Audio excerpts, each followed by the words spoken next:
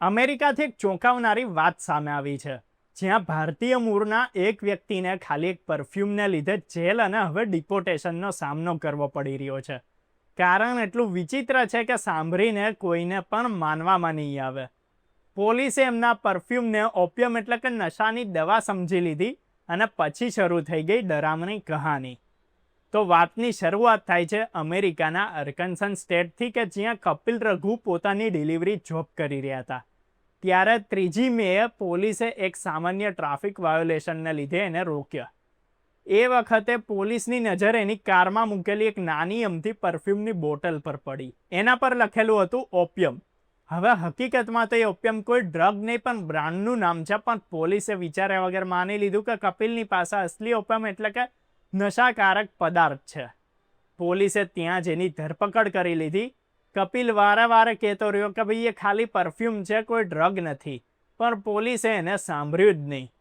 કપિલને 3 દિવસ માટે જેલમાં પૂરી દેવામાં આવ્યો અને એ સમયે જેલ ઓફિસર્સ, જેલના અધિકારીઓએ એના ઇમિગ્રેશન પેપર્સમાં કેટલીક ભૂલો અને તકલીફો બતાવી અને પછી એમ કીધું કે ભાઈ તમારા વિઝા એક્સપાયર થઈ ગયા છે.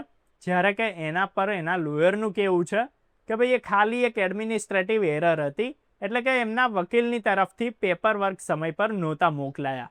એની પછી કપિલ રઘુની આઈસ એટલે કે ઇમિગ્રેશન એન્ડ કસ્ટમ એન્ફોર્સમેન્ટે ધરપકડ કરી અને લ્યુઇસિયાનાના ઇમિગ્રેશન ડિટેન્શન સેન્ટરમાં 30 દિવસ માટે એને પૂરી દીધો. પછી જ્યારે તપાસ ચાલુ થઈ તો આર્કન્સસ સ્ટેટ ક્રાઇમ લેબે ક્લિયરલી એમ કહી દીધું કે ભાઈ પેલી બોટલમાં પરફ્યુમ છે, કોઈ પણ પ્રકારનું ડ્રગ નહોતું. એટલે કે કપિલ પૂરેપૂરો નિર્દોષ તો સાબિત થઈ ગયો, પણ ત્યાં સુધીમાં બહુ મોડું થઈ ગયું હતું. ભલે એના પર કોઈ પણ પ્રકારના ડ્રગનો કોઈ કેસ ના થયો, બધા કેસ હટાવી દેવામાં આવ્યા, પણ એના વિઝા રદ કરી દેવામાં આવ્યા હતા ઓલરેડી, અને અત્યારે કપિલ રઘુ અમેરિકામાં ડિપોર્ટેશન સ્ટેટસ પર છે. એટલે કે કોઈ પણ સમયે એને અમેરિકામાંથી કાઢી મૂકવામાં આવી શકે છે.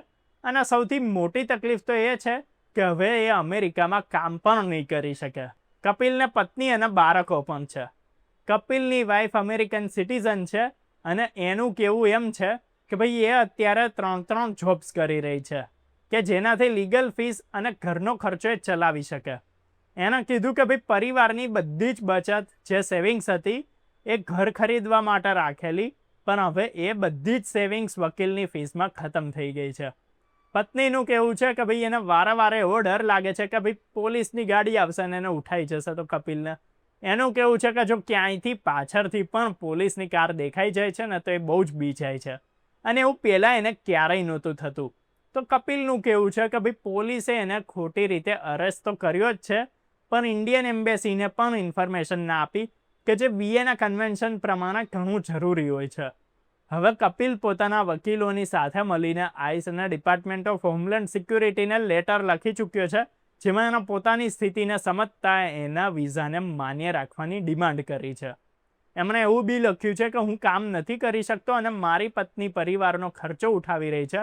લીગલ ફીસ અને પ્રેશરે એમને અંદરથી તોડી નાખ્યા છે. હવે કપિલ અને એની પત્ની વિચારી રહ્યા છે કે જો એમને જસ્ટિસ ના મળે તો એ લોકો કોઈ બીજા દેશમાં જઈને રહેશે. હવે થોડું વિચારીને જુઓ કે એક પરફ્યુમની બોટલને લીધે એમની આખી જિંદગી બદલાઈ ગઈ. આ કહાની એક વ્યક્તિની નથી, પણ એ સિસ્ટમની છે કે જે સમજ્યા કર્યા વગર કોઈની પણ જિંદગી પર એક ખોટો સિક્કો લગાવી દે છે. ત્યારે આખી વાત જાણીને તમારું શું રિએક્શન છે એ કમેન્ટ કરીને જણાવો. આવા જ વિડીયો જોતા રહેવા માટે જોડાયેલા રહો અમારી સાથે અર્બન ગુજરાતી.